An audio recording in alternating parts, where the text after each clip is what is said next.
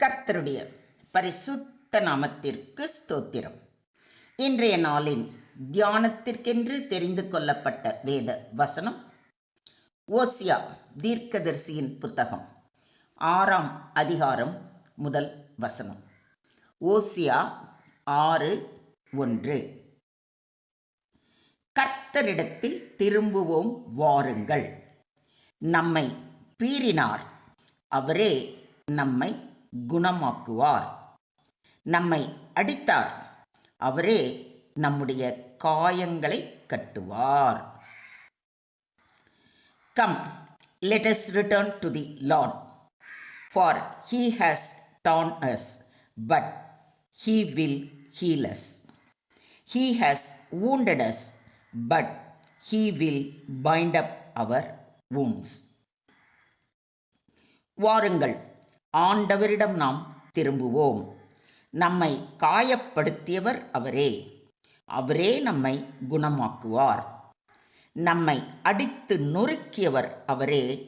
அவரே நம் காயங்களை கட்டுவார். ஆமென். இன்றைய தியான வசனம் தன் மாற்றத்திற்கான அழைப்பு, மனம் திரும்புதலுக்கான வலிமையான அழைப்பு. இஸ்ரவேல் ஜனங்கள் கர்த்தரை விட்டு விலகி போனதால் தேவன் அவர்களை தண்டித்தார். ஆனால் தண்டிப்பின் நோக்கம் அழித்தல் அல்ல, திரும்பி வர செய்தல்.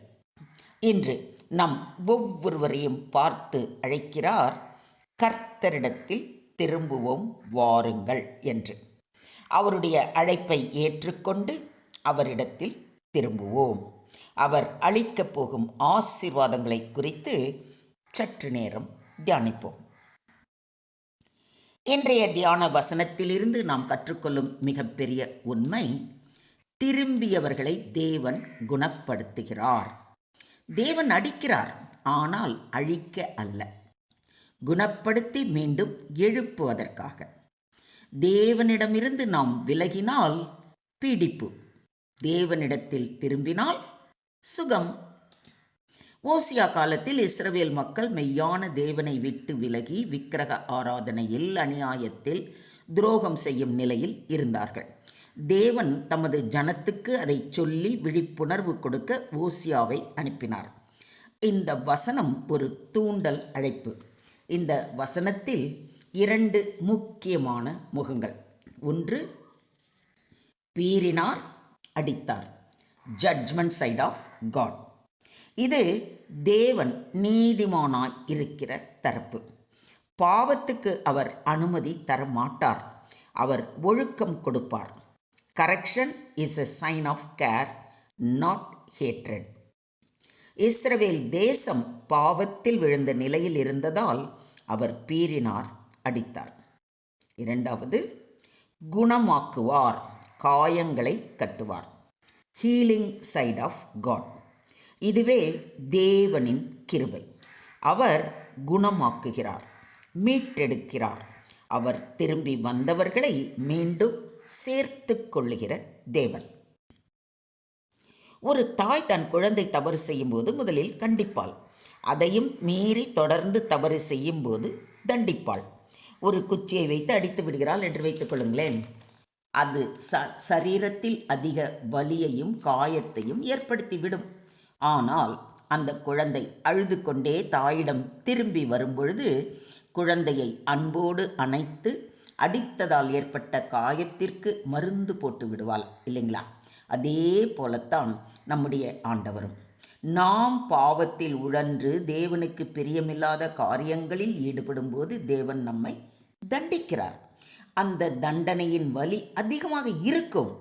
அப்பொழுது நாம் செய்த தவறை உணர்ந்து வருந்தி தேவனிடம் திரும்பும் பொழுது கருணையே உருவான தேவன் ஒரு தாயைப் போல நம்மை அரவணைத்து அந்த காயத்திற்கு மருந்து போட்டு ஆற்றுவார். தேவன் தண்டிப்பது நம்மை அழிப்பதற்காக அல்ல, நம்மை திருப்பி மீண்டும் தன்னிடம் கொண்டு வருவதற்காக. தேவன் நம்மை விட்டு விலக மாட்டார். ஆனால் நாம் தான் அவரை விட்டு விலகி பாவ உலகில் உழன்று கொண்டிருக்கிறோம். எந்த நிலைமையிலும் திரும்பி வருவதற்கு தடை இல்லை என்பதால் தான் கர்த்தரிடத்தில் திரும்புவோம் வாருங்கள் என்று தீர்க்கதரிசி நம்மை அழைக்கிறார். இந்த அழைப்பு மனம் திரும்புதலுக்கான முக்கிய அழைப்பு. Call to revival. நாம் ஏன் கர்த்தரிடத்தில் திரும்ப வேண்டும்? பாவத்தில் இருந்தால் நாமே நம்மை சுகப்படுத்த முடியாது. தேவனால் மட்டுமே நம்மை சுகப்படுத்த முடியும். அந்த சுகத்தை பெற நாம் தான் தேவனிடத்தில் கிட்டி சேர வேண்டும். இதை விசுவாசிக்கிறீங்களா? நீங்கள் உங்கள் வஸ்திரங்களை அல்ல, உங்கள் இருதயங்களை கிழித்து உங்கள் தேவனாகிய கர்த்தரிடத்தில் திரும்புங்கள். அவர் இரக்கமும் மன உருக்கமும் நீடிய சாந்தமும் மிகுந்த கிருபையும் உள்ளவர். அவர் தீங்குக்கு மனஸ்தாபப்படுகிறவருமாய் இருக்கிறார் என்று யோவேல் தீர்க்கதரிசி கூறுவதை யோவேல் 2:13 வாசிக்கிறோம்.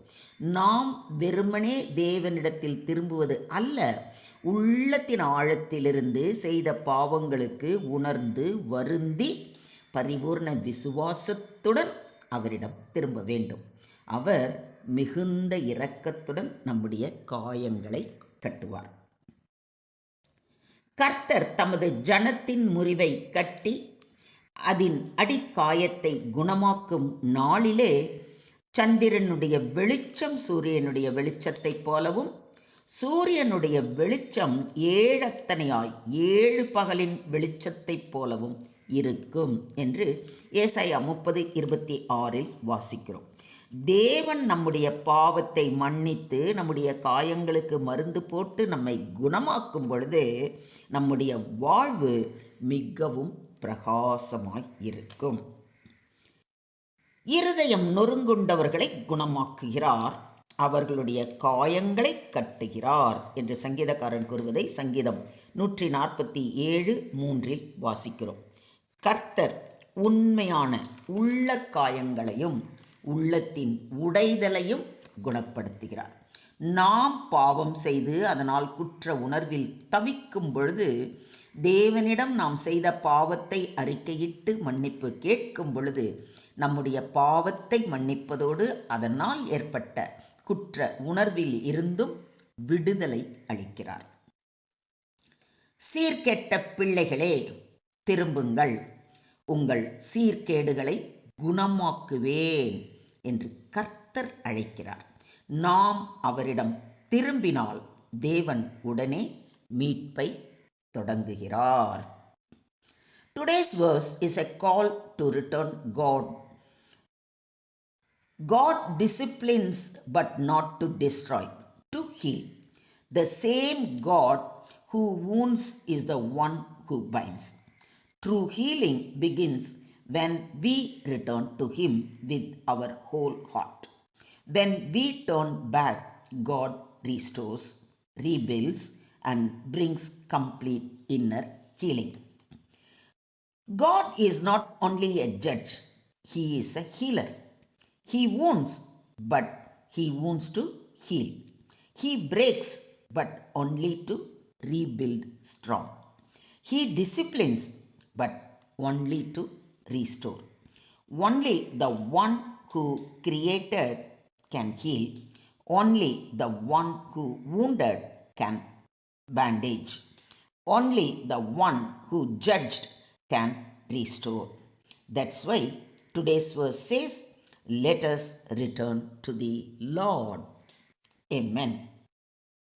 திரும்புகிறது தான் சுகமான பயணத்தின் ஆரம்பம். ஸ்தோத்திரம் ஆண்டவரே, ஸ்தோத்திரம் கர்த்தாவே, ஸ்தோத்திரம் ஸ்தோத்திரம் ஸ்தோத்திரம். எங்களை அதிகமாய் நேசிக்கிற எங்கள் அன்பின் தகப்பனே, உம்மை நன்றியோடு துதிக்கிறோம், ஸ்தோத்திரிக்கிறோம் அப்பா. கர்த்தாவே, நாங்கள் உம்மை விட்டு விலகி நடந்து வந்த இடத்திலிருந்து மீண்டும் உம்மிடமே திரும்புகிறோம்.